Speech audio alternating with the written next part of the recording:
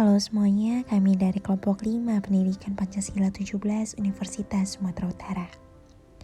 Masyarakat saat ini banyak menormalisasikan hal-hal berbau kekerasan berbasis gender.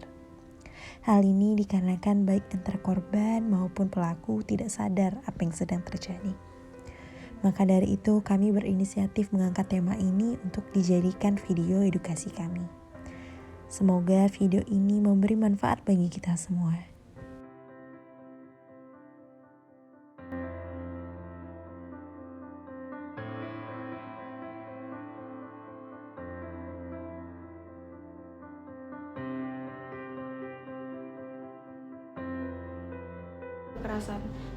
Kekerasan berbasis gender. Kekerasan berbasis gender. Kekerasan berbasis gender. Kekerasan. Korban kekerasan. Kekerasan pada dasarnya merupakan suatu tindakan yang dilakukan individu atau kelompok dan mengacu pada sikap atau perilaku yang tidak manusiawi. 1 dari 3 perempuan di Indonesia mengalami kekerasan berbasis gender. Yang pertama ada kekerasan verbal. Kekerasan ini jarang teman-teman sadari. Contohnya, memaki, memfitnah, meneriaki, menjuluki, menyebarkan gosip, dan juga termasuk silent treatment. Kekerasan dalam media sosial sudah hampir dianggap umum oleh masyarakat. Masyarakat mulai membenarkan apa yang salah, padahal dampaknya tidaklah main-main. Terjadinya perundungan dan juga bahkan pembunuhan karakter. Yang kedua ada kekerasan fisik. Kekerasan fisik contohnya menendang, memukul, meludahi, menjambak, bahkan sampai kekerasan seksual. Termasuk di situ pelecehan, mencoel, memegang hal yang tidak pantas untuk dipegang, dan banyak lainnya.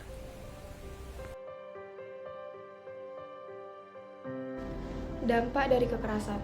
Untuk kekerasan verbal yang berulang, termasuk kritik, cenderung membuat seseorang mengkritik diri sendiri, kecemasan, perubahan suasana hati, putus asa, dan ada dalam beberapa kasus, perasaan ini juga meningkat menjadi depresi. Dampak dari kekerasan fisik. Kekerasan fisik yang dialami oleh individu menyebabkan mereka ini sulit untuk bersosialisasi dengan masyarakat. Stres pasca kejadian, sulit mengendalikan amarah, mengalami sakit pada bagian tubuh, dan mengalami tekanan mental serta penurunan fungsi otak. Persentase kasus kekerasan berbasis gender di Indonesia tahun 2022 mencatat dinamika pengaduan langsung ke Komnas Perempuan, Lembaga Layanan, dan Badilang. Terkumpul sebanyak 338.496 kasus kekerasan berbasis gender terhadap perempuan di Indonesia. Dengan rincian pengaduan langsung ke Komnas Perempuan 3.838 kasus, Lembaga Layanan 7.029 kasus, dan Badilang 327.629 kasus. Nilai ini termasuk tinggi dibandingkan tahun 2020, yaitu 226.062 kasus.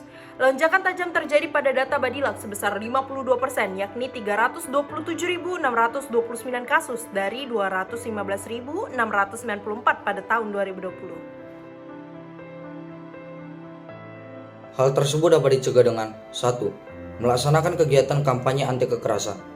2. Menyelesaikan masalah dengan bijak. 3. Tidak terprovokasi dengan orang-orang di lingkungan sekitar. 4. Hidup di lingkungan yang aman dan tentram. 5. Memberitahukan kepada anak di bawah umur bahwa kekerasan merupakan hal negatif dan bersikap positif di depan mereka. 6. Ikut andil dalam program melaksanakan pendidikan program kekerasan. Di antaranya, 1. Melakukan konseling. Konseling diperlakukan agar korban dapat mengatasi masalah tersebut. 2. Mencari perlindungan. Apabila situasi sudah cukup fatal, korban dapat mencari tempat perlindungan sementara sebagai tempat singgah, supaya trauma yang terjadi pada korban tidak merusak keadaan mentalnya. 3. Mencari dukungan, agar korban dapat menyatakan pengalaman yang dialami sebelumnya. 4. Tidak terlibat konflik. Korban dapat menjauh dari masalah apabila sudah menimbulkan efek kekerasan. 5. Tidak menyalahkan diri sendiri, karena apa yang dilakukan pelaku merupakan kesalahannya dan jangan menghukum diri sendiri. 6. Membuat laporan kepada kepolisian atau instansi yang menanggungi kasus kekerasan. Korban kekerasan ini dapat mendapatkan perlindungan hukum yang diapit pada pasal-pasal berikut. 1. Sanksi hukum untuk pelaku pelecehan verbal terdapat pada pasal 218 KUHP, pasal 315 KUHP, dan pasal 289 sampai 296 KUHP. 2. Sanksi untuk hukum pelaku pelecehan nonverbal terdapat pada pasal 351 KUHP, pasal 44 Undang-Undang Nomor 23 Tahun 2004, pasal 356 KUHP, dan pasal 352 KUHP. Yang pertama itu ada SAPA 129 atau call center sahabat perempuan dan anak, atau 129 yang bertugas dalam melayani pengelolaan kasus, akses penampungan sementara, layanan mediasi, dan pelayanan pendamping bagi korban. Yang kedua itu Komnas Perempuan, menerima posko pengaduan yang dapat dilakukan dua cara. Yang pertama itu mengirim berkas ke email, dan yang kedua itu melapor ke sosial media. Yang ketiga itu ada Komnas HAM, dapat menjadi alternatif lain agar dapat memproses kasus kekerasan seksual dengan cara mengirim berkas ke alamat Komnas HAM atau mengajukan pengaduan online atau layanan konsultasi. Yang keempat itu Lembaga Perlindungan Saksi dan Korban atau LPSK. Pelapor dapat melakukan pengajuan perlindungan ke LPSK melalui call center di nomor 148 dan dapat melakukan pengajuan melalui akun media sosial resmi. 5.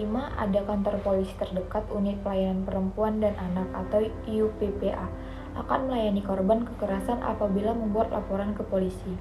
Apabila korban membutuhkan seorang pemantauan pada proses pengajuan laporannya dan membutuhkan surat rekomendasi, maka Komnas Perempuan akan mengeluarkan surat rekomendasi yang ditujukan kepada kepolisian. Untuk teman-teman yang mengalami kekerasan berbasis gender, baik secara langsung ataupun tidak, ayo kita buat jerak pelaku, ayo kita laporkan dia. Rancangan Undang-Undang TPKS sudah disahkan sehingga kita menjadi lebih kuat. Semangat! Diam tidak akan menyelesaikan masalah. Bicaralah karena kamu mempunyai orang-orang yang akan melindungimu. Hai, jangan takut untuk speak up, you are not alone. Banyak orang yang mendukung kamu, be strong.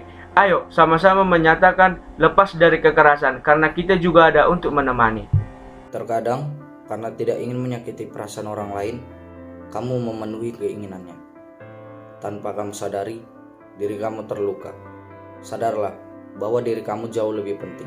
Jangan berikan celah sedikit pun kepada mereka yang ingin melakukan pelecehan. Dengan ini, mari berani untuk melawan dan speak up.